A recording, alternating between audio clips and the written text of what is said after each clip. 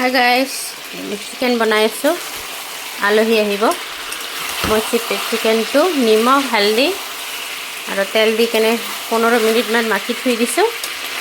তাৰপিছত মই আকৌ কড়াইত তেল দিছোঁ।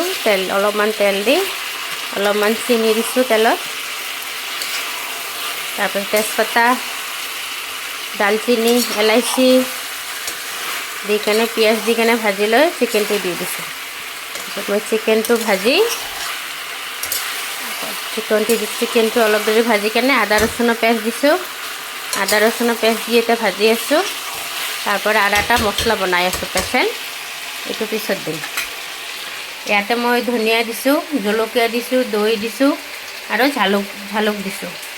এইটো মই পিচি ল'ম, পিছত এইটো চিকেনত দিম। আৰু ইয়াতে ভাজি বনাই আছোঁ, পোলাও বনাইছোঁ, পোলাও হৈ গৈছে। আৰু ইয়াতে দালি বনাইছোঁ, পাতলা দালি। আৰু বাইদেউ পক বনাব আহি কেনে।